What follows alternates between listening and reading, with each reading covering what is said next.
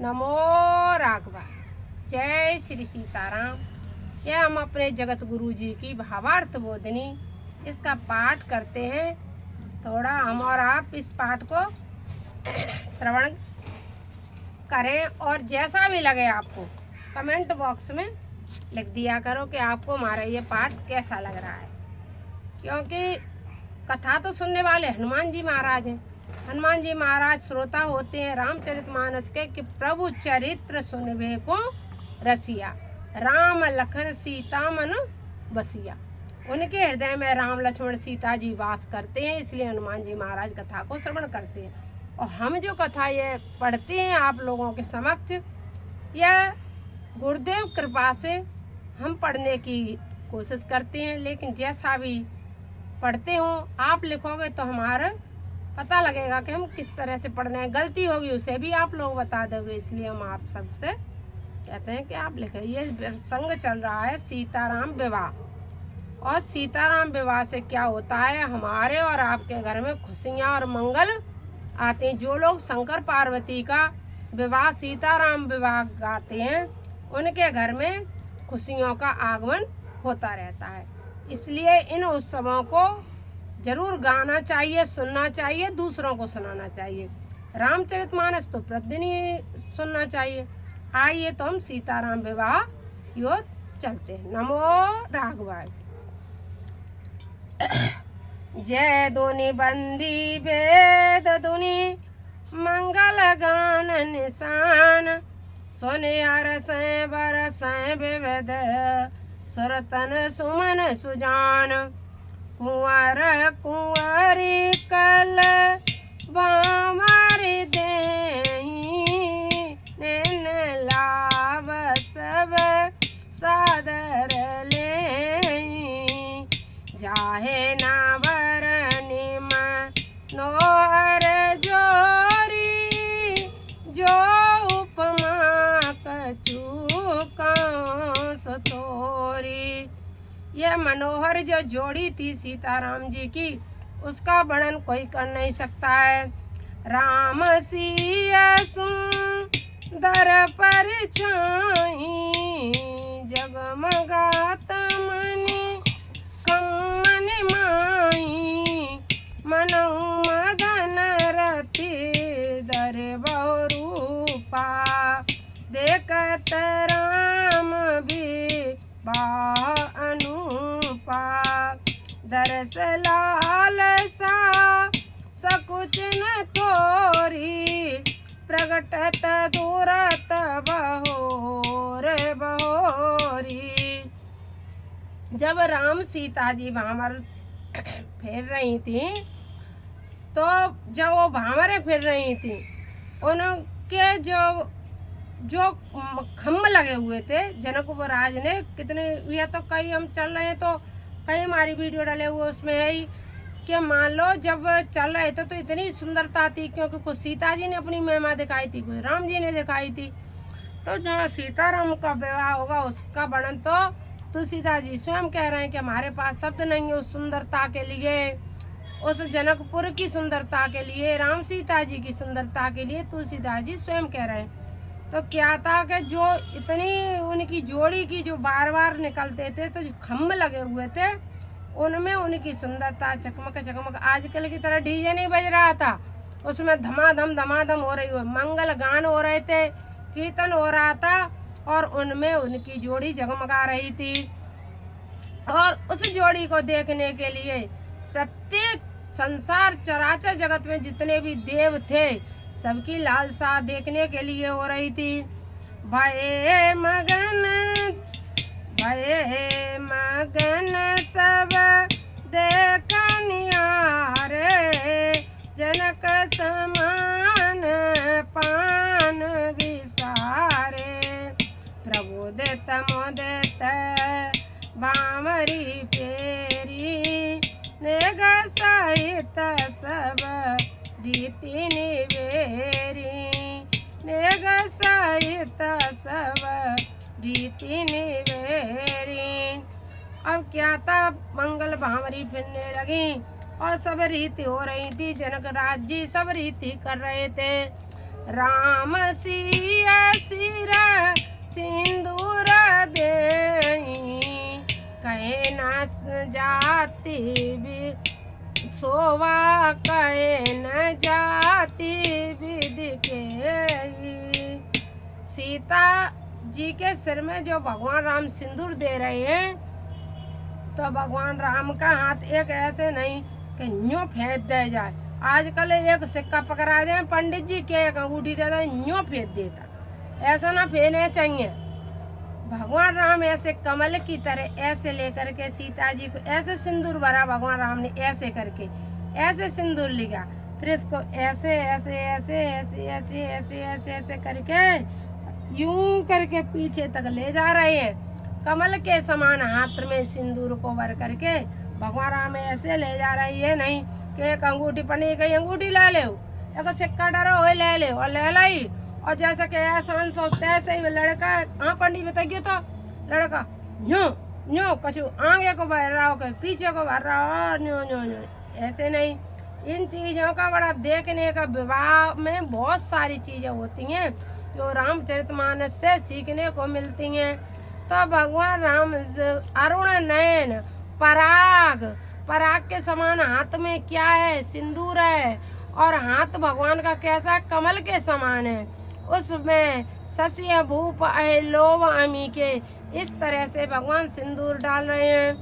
बौरे वशिष्ठ दीन अनुशासन, भर दुल्हन बैठे कयासन। और क्या है, वशिष्ठ जी ने आज्ञा दी, तब सीता जी और राम जी एक आसन पे बैठे। बहुत से लोग समझते नहीं हैं, क्या नहीं समझते हैं, हमें खास तौर से हमें माता, क्योंकि पत्नी व्रता धर्म है दोनों के लिए, पुरुष के लिए भी स्त्री के लिए, दोनों के लिए धर्म है, शास्त्र सम्मत धर्म है, लेकिन कुछ हमें महिलाओं के लिए अधिक है। पत्नी व्रता तो कम लिखा हुआ, लेकिन पति व्रता लिखा हुआ है। इसलिए हमें तो कम से कम ये सावधानी रखनी चाहिए कि पर पुरुष के आसन पे हमें कभी नहीं बैठना चाहिए। कोई हमारे जैसे हमारा कोई अपने किसी के घर गए, वो बैठे हैं, उसी के पलंग पे हम भी बैठ गए, नहीं, हमें मतलब थोड़ा आसन का ध्यान रखना चाहिए। अपने पति पत्नी बैठ सकते हैं। तो यहाँ राम और सीता जी एक आसन पे बैठ गए। कब बैठे, जब वशिष्ठ जी ने आज्ञा दी। जी नहीं, आजकल तो भैया पहले स्टेज में, हमारे समय में तो एक काम हो, 2 कुर्सी डलती, स्टेज होती तो 2 कुर्सी डलती, तो 2 कुर्सी पे अलग अलग दूल्हा दुल्हन बैठते और बैठ के अलग अलग ये वो और सब काम होता है। अब का स्टेज एक है गई है, विवाह हो या ना हो, लड़का आवेगा हाथ पकड़ के मौड़ी को ले जाएगा भैया, चाहे भामर फिरेंगे या ना, कौन ने आज्ञा था कि ना एक ही कुर्सी मिलेगी, एक ही कुर्सी, वो सिंहासन। अरे भैया ब्याह तो दूर की बात, गोदी में ही एक कुर्सी बैठ जाता, और ब्याह तो बहुत दूर चलोगा। अब तो भैया रिंग सेरेमनी इतनी बड़ी चीज है गई है कि भाई में एक कुर्सी पे बैठ जाएंगे। विवाह तो बहुत विवाह तो मान ले बारात पहुंच गए तो भामत तो फिर गई आमेंगी, और सगाई के बाद तो पता ना कितने के ब्याह होता, कितने के लौट जाते, पहले ही लट्ठा चल जाता, सगाई लौट जाती है। लेकिन वो तो जो का जो है रहा सब अच्छे ही है रहा। मतलब यहाँ जो दे रहे हैं कि बहुर वशिष्ठ दीन अनुशासन, जब वशिष्ठ जी ने अनुशासन दिया तब राम और सीता जी एक आसन पे बैठे। हम तो रामचरितमानस की बात कर रहे हैं, और बीच बीच में टोक के और इसकी शिक्षा इसलिए देते हैं कि ऐसी नहीं है, कभी कभी जो काम बड़े नहीं करते हैं वो छोटे कर लेते हैं। आजकल सोशल मीडिया का जमाना है ना, तो बच्चे कभी कभी देख लेते हैं। हो सकता है अगर हमारी बात से किसी एक बच्चे के भी मन में घर कर गई ना, अरे भाई हम नहीं ऐसा, हम तो अलग स्टेज, या हम नहीं हाथ पकड़ के स्टेज पे ले जाएंगे, तो हो सकता है एक बच्चे ने भी ये सनातन धर्म की बात मानी, तो उससे भी हमारी ये रामचरितमानस का पढ़ने का जो उद्देश्य है उसका भी और हमारा दोनों का कल्याण हो जाएगा। जीवन में यदि हमने एक मनुष्य को भी अपने में संभाल लिया, उसको अच्छी शिक्षा दे दी, तो हमने बहुत बड़ा कार्य कर लिया। क्योंकि हम अपने आप को ही जीवन पर्यंत नहीं सुधार पाते हैं, तो दूसरों को क्या सुधारेंगे। कोई डर से नहीं बोलते हैं। तो ये जब तब बैठे बरासन राम जान मुदित मन जसरत भय तन पोलक पुनि पुनि देखी अपने सुकत सुर तरो पल नए भरे भुवन राउ राम विवाह सबई का कही भांति बरनि विसात रसना एक यह मंगल महा तब जनक पाई वशिष्ठ आयुष ब्याह साज समारिक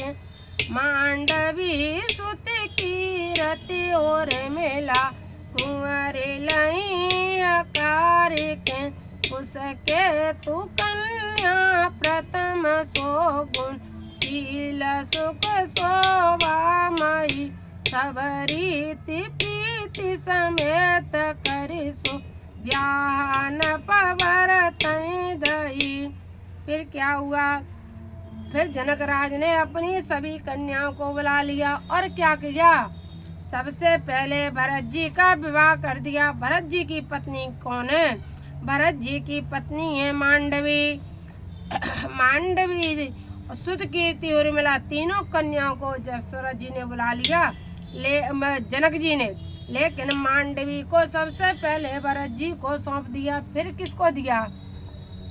जानकी लगो भगिनी सकल सुंदर शिरोमणि जानिके सो जनक दीनी ब्याह लखन सकल विधि सन्मानिके।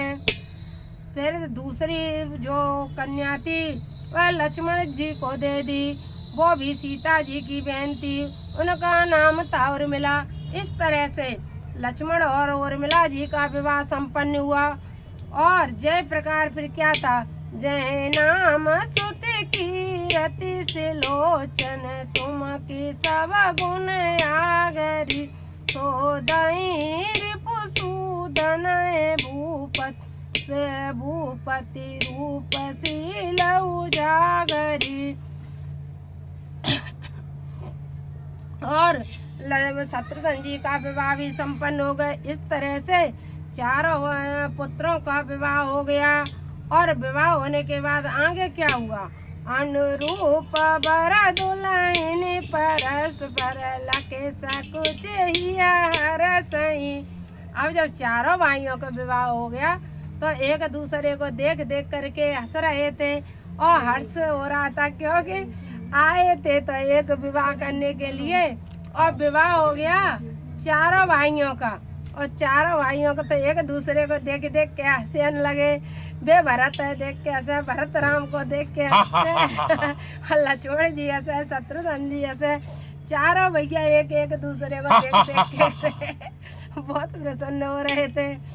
अनुरूप बर दुल्हन परस परे लके सकुच यार सही सब मुदित सुंदरता सराहे सुमन सोरा गुण बरसही सुंदरी सुंदर बरनि सब सब एक मंडप राजही जनु जीव चार्यो अवस्था विबुध सहित विधुन सहित विराजही। जब चारों भाइयों के विवाह हुए और चारों भाई अपनी अपनी पत्नी को लेकर के बैठे तो देवताओं ने फूलों की वर्षा की। सब लोग इतने खुश हुए कि उसे खुशी की कोई तुलसीदास जी कह रहे हमारे पास फिर क्या कोई शब्द ही नहीं है। और खुशी के मारे बहुत प्रसन्न हो रहे थे कि भैया आए तो एक लड़का को ब्याह करवे, यहाँ तो तीन तीन बंगुए और मिल गई। कहते नहीं एक के साथ एक फ्री, यहाँ एक के साथ तीन फ्री मिली। भगवान राम लक्ष्मण भरत शत्रुघ्न का विवाह संपन्न हुआ। और विवाह संपन्न होने के बाद क्या, और उसमें भी जनकपुर की महिलाओं ने देख करके क्या गाया? चारों दुल्हा में वो चारों दुल्हा में बड़े का कमाल सकिया। चारों दुल्हा में बड़े का कमाल सकिया। आज मिथिला नगर